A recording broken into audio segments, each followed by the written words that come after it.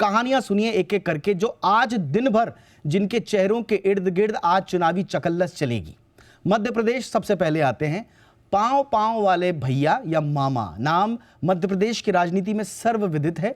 शिवराज सिंह चौहान वो चेहरा है जो आज विश्लेषण की दिन भर धुरी रहेंगे। क्या शिवराज पार करा पाएंगे बीजेपी की नैया, ये वक्त बताएगा, लेकिन आप देखिए उनका सियासी सफर।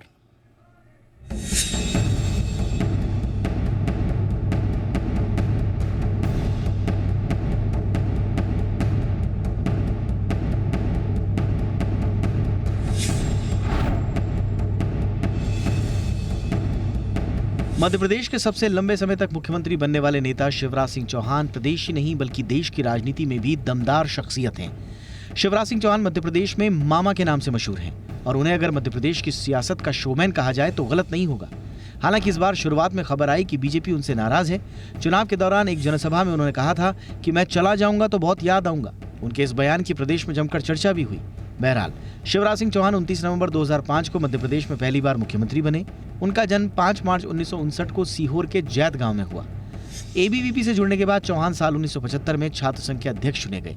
29 नवंबर 2005 को पहली बार मध्य प्रदेश के मुख्यमंत्री पद संभालने के बाद वो 12 दिसंबर 2018 तक मुख्यमंत्री रहे और विधानसभा चुनाव में 5वीं बार विधायक चुने गए। लेकिन बहुमत के लिए जरूरी आंकड़ा नहीं होने की वजह से बीजेपी सत्ता से बाहर हो गई। लेकिन शिवराज ने 24 मार्च 2020 को चौथी बार कांग्रेस के बागी ज्योतिरादित्य सिंधिया गुट के विधायकों के समर्थन से मध्य प्रदेश के मुख्यमंत्री पद की शपथ ली।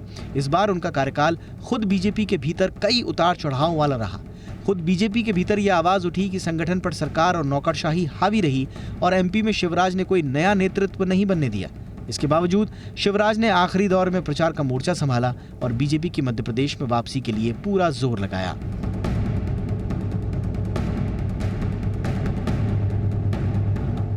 राजनीति के जादूगर कहे जाने वाले अशोक गहलोत के बारे में कहावत मशहूर है मृत्युंजय, कि वो अपने हर काम के नतीजे पहले ही भांप लेते हैं। और इस बार के एग्जिट पोल के नतीजों ने सबको कंफ्यूज जरूर किया हो, लेकिन राजनीति की अपनी यात्रा में गहलोत बहुत कम कंफ्यूज हुए। आज दिन भर उनका चेहरा भी चुनावी चकल्लस के एक धुरी रहेगा। इसलिए जानिए अशोक गहलोत जादूगर क्यों कहलाते हैं।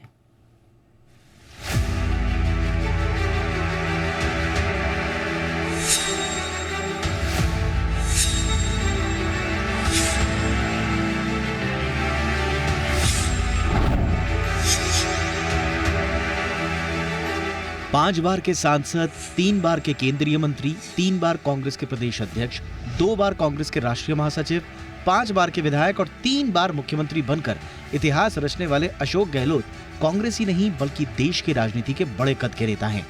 उन्हें राजनीति का जादूगर भी कहा जाता है और उसके पीछे उनके पिता लक्ष्मण सिंह गहलोत थे, जो राजस्थान के मशहूर जादूगर थे। अशोक गहलोत भी पिता के साथ कई शोज में नजर आते।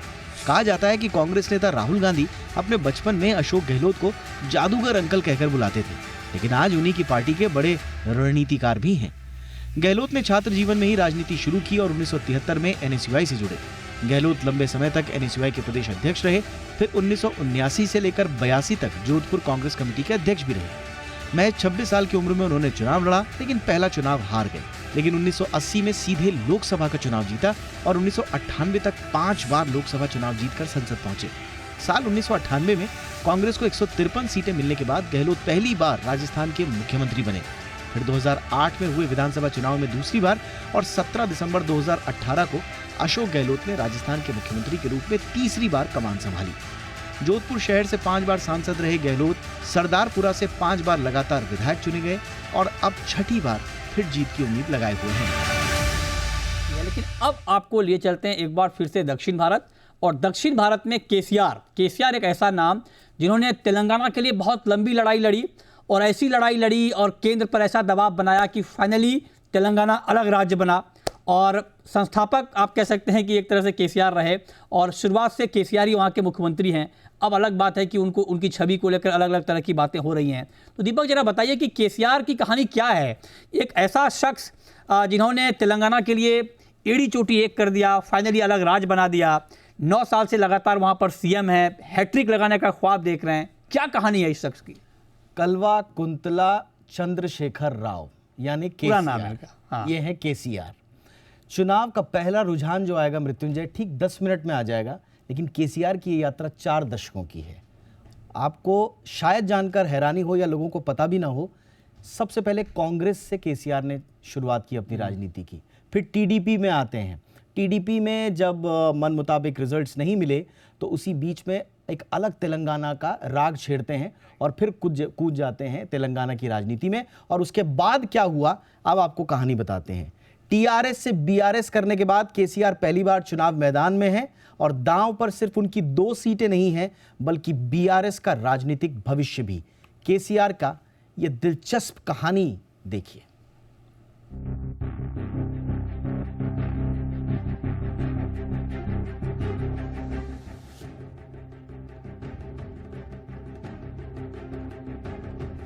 तेलंगाना के मुख्यमंत्री कल्वा कुंतला चंद्रशेखर राव जून 2014 में तेलंगाना राज्य के पहले मुख्यमंत्री बने थे। इसके बाद साल 2018 में उन्होंने एक बार फिर से तेलंगाना की बागडोर अपने हाथ में ली। उनका जन्म 1953 को तेलंगाना के मेढक में हुआ।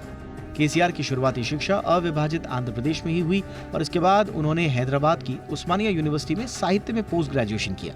वो 1970 में पढ़ाई के दौरान ही राजनीति में आ गए थे और साल 1985 में तेलुगु देशम पार्टी में वो शामिल हुए और फिर राजनीति में वहां से मुड़कर पीछे नहीं देखा। 1985 में तेलुगु देशम पार्टी से ही पहली बार वो विधायक बने। 1987 में वो राज्य मंत्री बने। 97 से लेकर 99 तक केंद्रीय मंत्री भी रहे। अपने राजनीतिक करियर में चंद्रशेखर राव ने तेजी से तरक्की हासिल की। वो साल 99 से 2001 तक आंध्र प्रदेश विधानसभा के उपाध्यक्ष भी रहे। इसके बाद 2001 में तेलंगाना राज्य की मांग करते हुए उन्होंने टीडीपी से इस्तीफा दे दिया और तेलंगाना राष्ट्र समिति का गठन किया। साल 2004 में कांग्रेस के साथ गठबंधन करके उन्होंने चुनाव लड़ा और मैदान में उतरे और यूपीए 1 में उन्हें केंद्रीय श्रम मंत्री बनाया गया। के चंद्रशेखर राव इस बार पहली बार 2 सीटों से चुनाव लड़ रहे हैं। बीजेपी के नेता इटाला राजेंद्र ने केसीआर की पारंपरिक सीट गजवेल से उनके मुकाबले में उतरने की घोषणा की और इसके बाद केसीआर ने कामारेड्डी से भी चुनाव लड़ने की घोषणा कर दी। छत्तीसगढ़िया सबले बढ़िया, ये कहावत आपने अक्सर सुनी होगी। कुछ ही देर में छत्तीसगढ़ी जनता ये बता भी देगी कि राजनीति में कौन सबले बढ़िया उन्हें लगा। लेकिन छत्तीसगढ़ की राजनीति में छत्तीसगढ़ियावाद का छौंक लगाने वाले भूपेश बघेल की कहानी देखिए।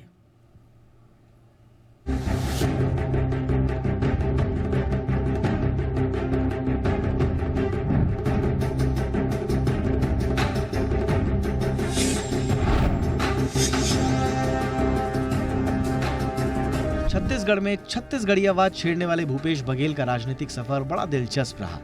युवा कांग्रेस के सदस्य के रूप में 1985 में उन्होंने राजनीति शुरू की। बाद में 1993 में पाटन से पहला चुनाव जीतकर मध्य प्रदेश विधानसभा पहुंचे।